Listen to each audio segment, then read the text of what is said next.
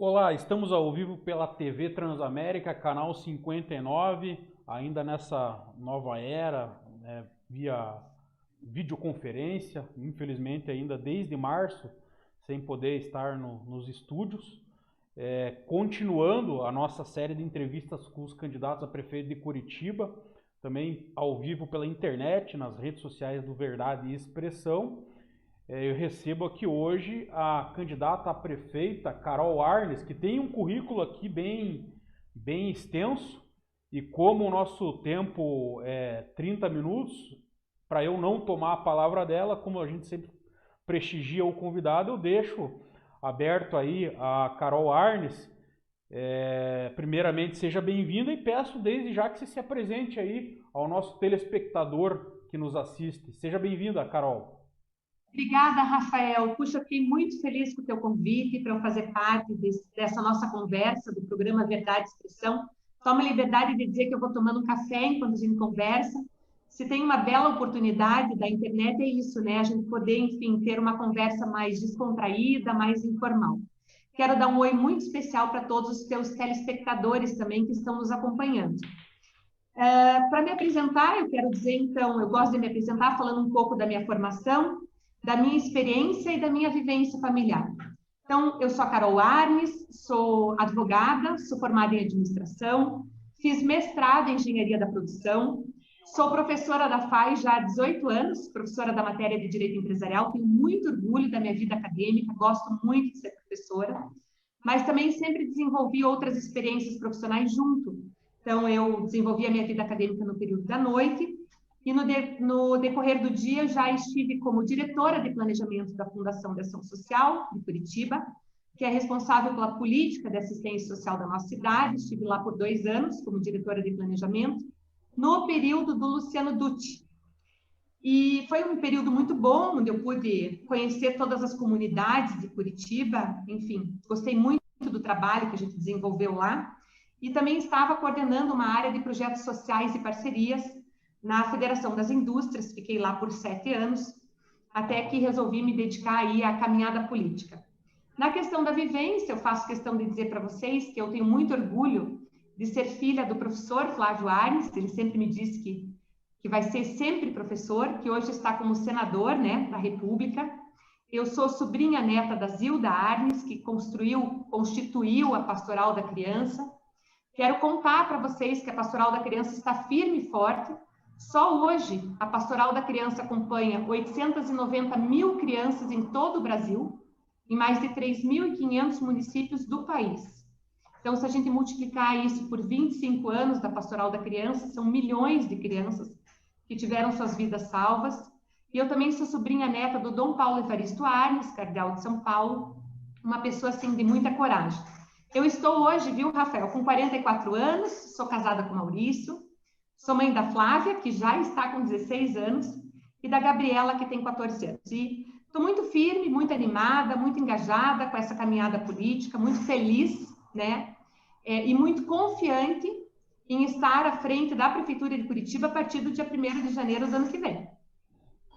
Carol, e por que, claro que o seu pai aí tem uma história muito bonita, tem uma história política, já teve no programa aqui, teve no debate de senador em 2018, uma pessoa sensacional, mas por que só agora ser candidato, entrar na política? Olha, Rafael, você tem razão. Eu me segurei muito para não entrar na política. Acho até que estou atrasada, sabe? Porque há muitos anos as pessoas me perguntam quando que eu iria entrar na política, quando que eu ia me colocar à disposição dos eleitores, né? E avaliando a cidade de Curitiba, eu realmente percebi que eu não posso mais me omitir nesse momento. Essa que é a verdade. Eu compreendo que a gestão do atual prefeito serviu para o tempo dela, mas agora não serve mais, sabe, Rafael? Agora nós estamos diante de muitos dilemas. Dilemas das famílias que estão perdendo seus entes queridos, perdendo seus empregos, dilemas do esforço do empresário em fazer um esforço sobre-humano para manter o seu quadro de colaboradores, dilemas de muito sofrimento de tantas pessoas. Então, as desigualdades sociais aí estão muito severas. E diante de tudo isso, é que eu entendo que eu preciso estar como prefeita de Curitiba, para fazer o que o atual gestor não tem condição, não consegue fazer, que é se colocar no lugar das pessoas para que a gente possa criar as soluções necessárias que ajudem as pessoas a sair do sufoco. Eu entendo que, sobre o ponto de vista de gestão, é imprescindível essa atitude necessária de se colocar no lugar dos outros para encontrar as soluções necessárias. Então, por isso, eu estou me colocando à disposição para assumir aí a Prefeitura de Curitiba. E gostaria que você comentasse também, Carol, esse fato do Podemos, que é um partido aí que o senador Álvaro Dias, em 2018, foi o candidato à presidência, ajudou a construir o partido. O fato de ter 3 senadores. Recentemente, o seu pai saiu da rede e foi para o Podemos, tem mais o senador Eurovisto e o Álvaro Dias. Você tem uma baita responsabilidade, hein? Nem me fale, é isso aí. Você sabe que eu tenho muito orgulho de contar com o apoio dos 3 senadores. É a primeira vez na história, viu, Rafael, que tem uma candidata que é apoiada pelos 3 senadores do estado do Paraná. E o que eu acho interessante disso é que são 3 senadores com perfis diferentes, né? Então, tem o meu pai, Flávio Arnes, uma pessoa extremamente voltada à área social, né? A defesa dos direitos e garantias das pessoas, sejam elas pessoas com deficiência, idosos, enfim. Temos a questão muito forte da área da educação. Nós temos o senador Álvaro Dias, um companheiro de caminhada política, uma pessoa extremamente atuante, líder do Senado, né, líder do Podemos no Senado Federal, uma pessoa que tem uma articulação política extremamente forte. A gente pode dizer que o Paraná evoluiu muito no âmbito nacional em função da atuação dele. E nós temos o senador Eurovisto Guimarães, que é um empresário que ajudou muito já Curitiba, o Paraná, e que hoje ajuda o Brasil. E olha, Rafael, eu tenho me dado muito bem com os 3. Eles estão muito animados com a nossa campanha, têm pedido votos, estado na linha de frente, e é o nosso time a favor de Curitiba. Agora, vamos para alguns temas que eu tenho perguntado para todos os candidatos, inclusive eu já perguntei para vereadores atuais que estão no mandato, que é o transporte coletivo de Curitiba. A gente tem uma grande polêmica em torno do valor da tarifa, a gente já teve várias auditorias, todo um questionamento. A Araucária, por exemplo, a gente tem uma tarifa bem menor, e eu vi numa das suas entrevistas que você falou que pretende aí reduzir a tarifa aí pela metade. Eu queria que você falasse sobre esse assunto. Qual que é o seu projeto para Curitiba em relação ao transporte coletivo? Olha, eu vou te dizer que a gente não só pretende, como vai reduzir, viu, Rafael? Porque existe toda essa possibilidade, esse estudo já foi feito. Então, o que a gente tem percebido? A gente tem percebido que a tarifa do transporte coletivo está extremamente cara em Curitiba, né? E a gente só vive os últimos anos com a atualização do preço da tarifa do transporte coletivo. Quer dizer, eu não me lembro da última vez que a tarifa tenha baixado, ela só sobe, sobe, sobe. Então, qual é a reflexão que a gente faz? Uma reflexão visível. Hoje, a tarifa do transporte coletivo é um empecilho para as pessoas, inclusive, conseguirem emprego. Eu vou fazer uma conta com você, se você me permitir. Sim. Você veja, se a pessoa da família precisar pegar 2 ônibus para vir e 2 ônibus para voltar do trabalho, ela gasta R$18 por dia, certo? R$18 por dia. Se eu multiplicar isso por uma família de 4 pessoas, essa família investe R$1.400 por mês no transporte coletivo. Se a pessoa precisa pegar um ônibus para ir trabalhar e um ônibus para voltar, o investimento é de, em média, vamos colocar, arredondar, R$750 por mês. Se nós reduzirmos o valor da tarifa pela metade, nós vamos estar fazendo a maior distribuição de renda do país via transporte coletivo. Porque nós vamos estar entregando para as famílias que utilizam 2 ônibus o valor de R$700 por mês, e para quem usa um ônibus, o valor de R$350 por mês. Então, pense, Rafael, hoje a gente fala lá do Bolsa Família. O Bolsa Família vai até R$200 por família. A gente está ouvindo os debates sobre Renda Brasil, R$300. Nós estamos falando de uma renda permanente, que é a redução do transporte coletivo, renda permanente, independente de classe social, no valor mínimo para uma família de 4 pessoas de R$350. Então, isso não é uma questão, ela tem que ser vista como prioridade. Diante dos dilemas que a gente está passando, isso tem que ser prioridade. Não é favor para as famílias, é uma necessidade de distribuir renda. Isso é muito sério. Você veja, se eu for fazer um outro cálculo, se você me permitir, Rafael, falar sobre isso, quanto custa para uma pessoa fazer uma entrevista de emprego em Curitiba? Então, vamos fazer o cálculo. Digamos que ela use um ônibus para ir e um ônibus para voltar. Ela vai gastar R$9, estou fazendo a conta aqui com a caneta, R$9, ida e volta. Sim. Ela vai gastar R$10 se ela ficar lá, digamos que ela fica o dia inteiro, né? 19, mais R$2 para ocupar o banheiro público, ou seja, ela vai gastar R$21 para participar de uma entrevista de emprego. Se ela tiver que pegar 2 ônibus para ir, 2 ônibus para voltar, eu aumento para 30. Se essa pessoa quiser procurar um emprego todos os dias, ela vai ter que investir R$450 por mês para conseguir um emprego. E eu pergunto para você, é isso que a gente quer para a nossa cidade? Então, o que a gente vai fazer? A gente vai, sim, reduzir a tarifa do transporte coletivo pela metade. Como é que a gente faz esse cálculo? Então, eu tenho que reduzir 50%, certo? Da onde a gente vai tirar esse recurso? 15% a gente vai cobrar as gratuidades do governo estadual e do governo federal. Porque existem algumas leis, Rafael, de gratuidades que vêm do governo do estado e do governo federal. A gente precisa cobrar isso. Então, 15% vem dessa fonte de recurso, certo? 15% a gente vai reduzir o custo do transporte coletivo. Então, nós já verificamos essas tabelas do custo que você falou, da Urbis, e é possível, sim, reduzir em 15%. Então, 15 mais 15, 30. Os outros 20% vão vir de parceria público-privada. Que parceria público-privada é essa?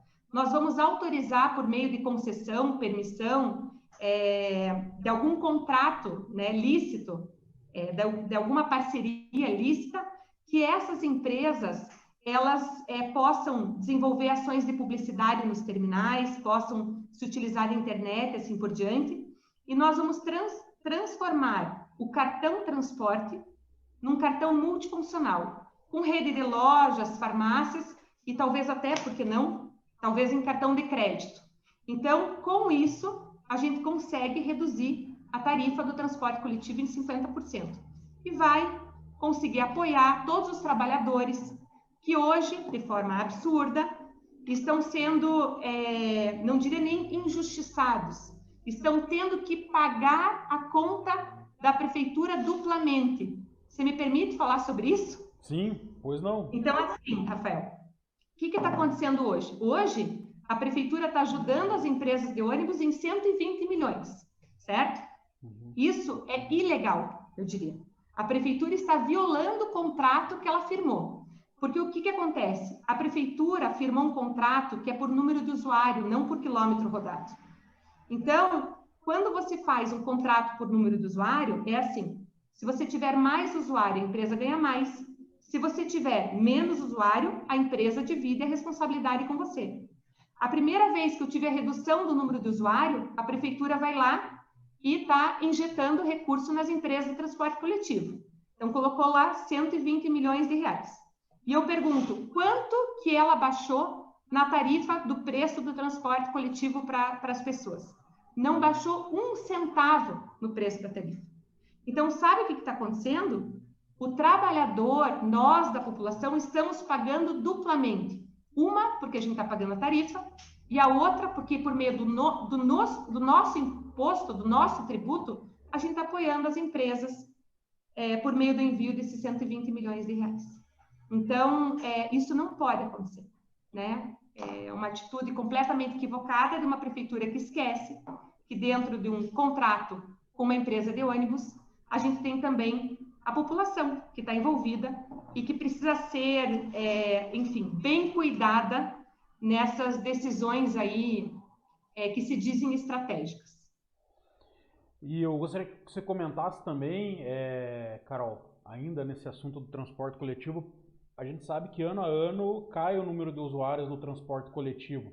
Você, na sua visão, você acredita em outras modalidades, outras alternativas de transporte?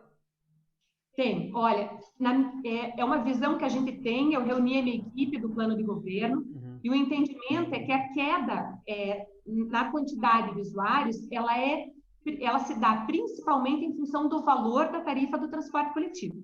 Hoje, a gente pode perguntar para várias pessoas na rua, existe, assim, uma comparação muito grande entre a tarifa e o valor, por exemplo, de um transporte via aplicativo. Então, os valores estão muito próximos. Por isso, a gente tem que favorecer a redução da tarifa do transporte coletivo para que a gente aumente o número de usuários. Mas não basta só fazer isso, né, Rafael? A gente tem que realmente fazer um questionamento e perguntar para as pessoas o que a gente precisaria fazer para que as pessoas deixassem o carro em casa. Essa é a pergunta mais importante que a gente precisa fazer enquanto sociedade, enquanto pessoas que estão preocupadas com o meio ambiente, para que a gente tenha uma boa visão do futuro. E com relação a isso, a gente começa daí a fazer uma avaliação em termos de mobilidade, que vai além do transporte coletivo. Então, por exemplo, a gente tem falado muito da questão das bicicletas. Eu, particularmente, até compreendo que ciclofaixa é importante, mas o melhor é a ciclovia, né? Então, a gente precisa aumentar a quantidade de ciclovias para que essas ciclovias levem as bicicletas até os terminais. Chegando nos terminais, a gente precisa ter o estacionamento de bicicletas. E não adianta o estacionamento ser cobrado, né? A gente precisa ter estacionamento de bicicleta gratuito para que a pessoa possa deixar sua bicicleta no terminal e pegar o transporte coletivo e ir para o seu trabalho, por exemplo. Então, são reflexões que a gente precisa fazer para otimizar o uso do solo. Essa é uma reflexão importante. E eu entendo que o primeiro passo essencial que a gente vai dar para que as pessoas utilizem mais o transporte coletivo é a redução da tarifa em 50%. Legal. Vamos para algumas outras áreas e eu gostaria que você comentasse sobre a questão da terceirização que houve no início da gestão do Rafael Greca, principalmente de unidades de saúde. A gente vai falar da educação, mas vamos falar primeiro da saúde, que é o que está mais afetando aí a população mundial, não só Curitiba. Como que você enxerga aí essa terceirização das unidades de saúde? Você entende que isso foi benéfico? Qual que é a sua visão? Olha, primeiro que a gente tem que saber que a partir do ano que vem, nós vamos estar com vários desafios na área de saúde. A demanda do serviço da saúde, ela vai aumentar muito, por vários motivos. Primeiro motivo é que as pessoas não estão tendo condição de pagar mais plano de saúde. Então, esse é o primeiro viés que a demanda do serviço de saúde vai aumentar. O segundo viés é que a gente está com uma demanda reprimida, que são todas as questões de cirurgias eletivas que foram suspensas, enfim, exames médicos que ficaram parados. Então, a gente vai precisar fazer realmente uma força-tarefa para a gente colocar toda essa demanda em dia, né? Então, isso é muito sério e as pessoas podem, assim, contar com o nosso compromisso em relação a isso. O que acontece em termos de saúde em Curitiba? A estrutura de saúde em Curitiba ela está adequada. Nós temos hoje 111 unidades de saúde, a gente não precisa construir mais unidades de saúde. Só que a unidade de saúde não pode estar fechada, né, Rafael? Então, o Greca fechou uma série de unidades de saúde no meio da pandemia. Isso, no meu entendimento de gestão, não poderia ter acontecido. Então, todas as unidades precisam estar funcionando. Daí você me pergunta sobre a questão da terceirização. E daí a gente tem que falar um pouco sobre a parte de gestão, inclusive na questão de contratação de pessoal para a prefeitura. Então, assim, a gente precisa fazer com que as pessoas sejam bem atendidas e sejam atendidas de forma extremamente eficiente, tá?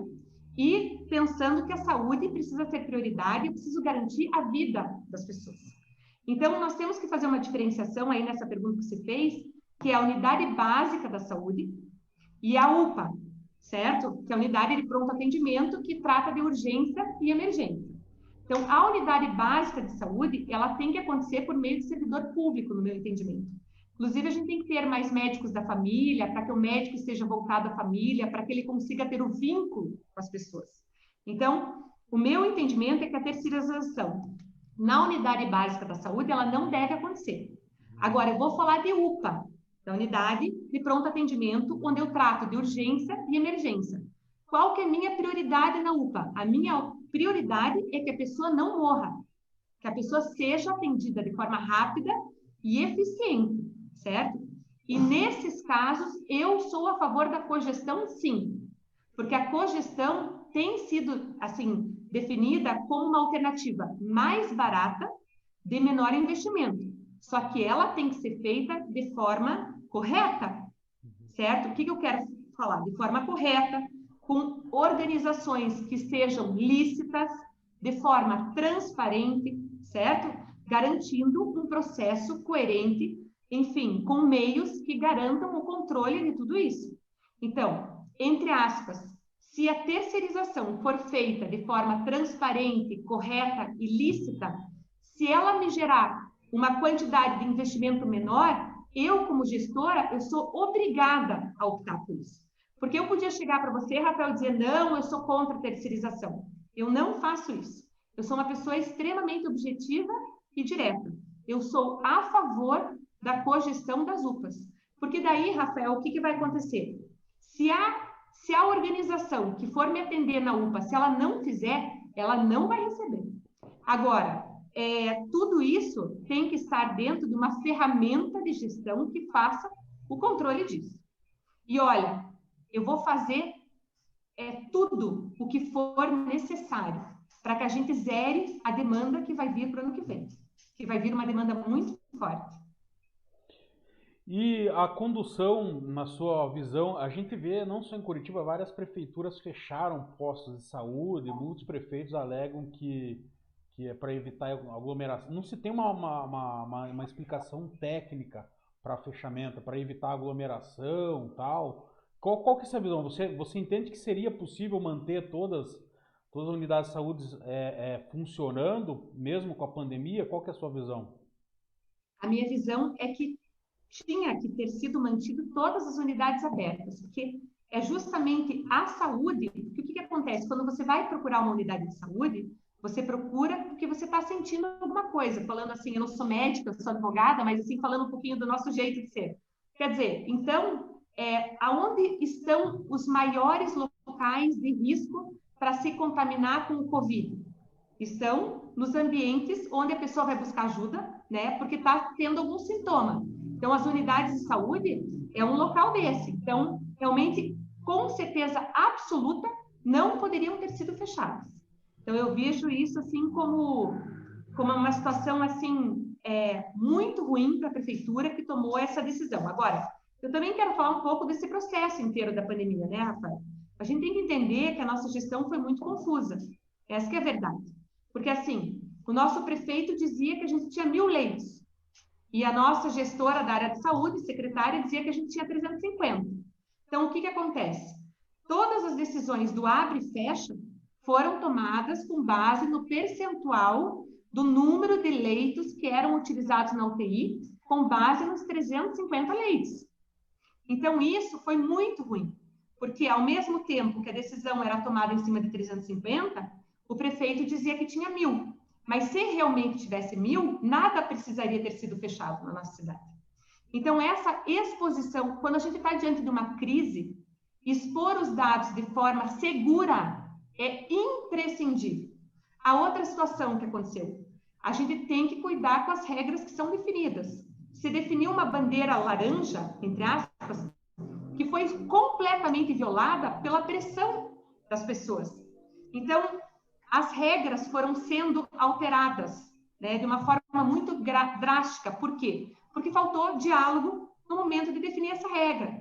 Eu entendo que o prefeito poderia ter chamado a Associação Comercial do Paraná, Federação das Indústrias, escolas particulares, todo mundo para dialogar sobre a regra antes de defini-la. Não fez isso, não fez o diálogo, acabou tendo que mudar as suas próprias regras. Agora, outra situação que eu tenho que falar para você, Rafael, é a falta de diálogo que nós tivemos com a região metropolitana de Curitiba.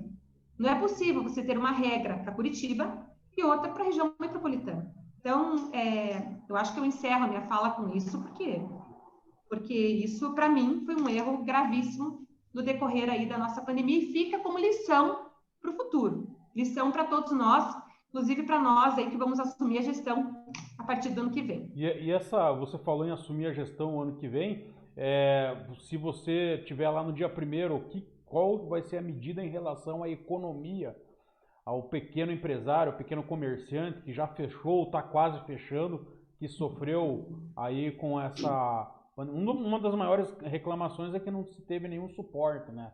É o que pelo menos a gente vê aí em relação ao comerciante, empresário. O que você pode falar para eles? Você tem toda a razão. A medida vai ter que ser imediata por uma palavra que você colocou, quase fechando. Ninguém pode fechar a partir do dia 1º de janeiro. É esse esforço que a gente tem que fazer. Então, a gente vai vir com um pacote de medidas econômicas que vão trazer várias alternativas para o empresário. A primeira alternativa é que a gente tem que autorizar esse empresário a ter certidão negativa. Então, nós vamos refinanciar os tributos municipais de Curitiba com um período de carência, para que ele volte a ter a certidão negativa em relação aos tributos municipais, que estão sob nossa gestão. Então, isso é a primeira situação que a gente pretende fazer. A outra situação é que nós vamos lançar um programa que é mais emprego, menos tributo, dentro dos tributos municipais, lembrando isso, para que a gente possa valorizar aquele empresário que gera emprego.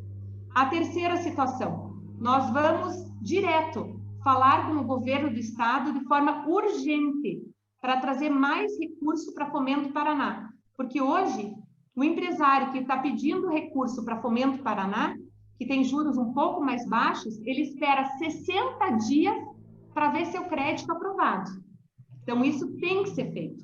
Nós vamos avaliar a questão também da possibilidade do fundo de aval, para que esse empresário não precise ficar aguardando alguém que vai dar o aval para que ele consiga, né, o seu financiamento. Então, nós vamos ter uma atitude imediata, já no dia 1º de janeiro, para que a gente possa demonstrar para todos os empresários, sejam micro, pequenos, médios ou grandes, e dizer, sinalizar, estamos ao lado de vocês. A gente está na parte final da entrevista, mas eu queria que você falasse sobre a questão da educação, sua opinião sobre volta às aulas ou não, e sobre também a questão da terceirização. Então, eu tenho conversado muito com vários professores e profissionais da área de educação do município, certo? Já firmei o compromisso com eles que tudo vai ser feito com muito diálogo, mas nós vamos precisar retomar as aulas, certo? As famílias não conseguem mais. E vamos retomar com o apoio da comunidade científica, tá, Rafael? Eu sou prima do Dr. Clóvis Arnes, da Cunha, que é presidente da Sociedade Brasileira de Infectologia. Tenho mantido contato com ele semanalmente para que a gente acompanhe os dados da contaminação do Covid para poder retomar as aulas. Então, o que acontece? Nós estamos hoje, a perspectiva é que 16% da população já teve Covid, e por isso, quanto mais pessoas da população já teve, menor o índice de risco dentro dos nossos ambientes. A vacina, Rafael, só deve chegar no 2º trimestre do ano que vem. Então, você tem toda a razão na tua pergunta, nós vamos estar ainda o ano que vem, no início, em meio a uma pandemia. Então, nós vamos reunir comunidade científica, profissionais da educação, pais, para tomar essa decisão de como retomar as aulas. O fato é que a gente precisa compartilhar essa responsabilidade para conseguir retomar essas ações, ou seja, vamos retomar as aulas, mediante disposições de soluções aí que sejam compartilhadas. E me perdoe, a outra pergunta que você me fez foi a terceirização. Isso. Então, veja, nós vamos ter uma maior demanda em relação à educação, e a gente precisa urgente de vaga em creche. A ausência de vaga em creche é o que a gente fala no dia a dia, na verdade é CMEI, né? Então, eu falo do CMEIs, mas vou falar de creche aqui. Então, nós vamos precisar ter as vagas. Nós não precisamos construir a creche, mas a gente precisa ter as vagas. E nós vamos fazer convênio com as escolas privadas para garantir que as famílias tenham locais para deixar seus filhos, para conseguir buscar emprego e ter renda. Esse será o nosso foco. Carol, nosso tempo aí esgotou, infelizmente. Eu desejo sucesso para você e a TV Transamérica sempre estará de portas abertas. Rafael, eu quero assim deixar um grande abraço para todos vocês que estão me ouvindo. Pedir que vocês me acompanhem nas redes sociais, Carol Aires Curitiba. Pedir que vocês vejam o nosso plano de governo, que está no nosso site, www.carolares19.com.br. E pedir demais o apoio de vocês. para que vocês me apoiem, para que eu possa estar no segundo turno, frente a frente, com o Rafael Greca, discutindo quais são as prioridades para a nossa Curitiba. Curitiba merece um tempo maior, assim, o mesmo tempo de TV, para que a gente possa fazer essa reflexão sobre os 4 anos da cidade que queremos construir no nosso futuro, viu, Rafael? Eu agradeço imensamente esse tempo, fiquei muito feliz de estar com você, com todos vocês, na verdade, e me coloco sempre à disposição. Legal, nós vamos para um breve intervalo e na sequência já voltaremos.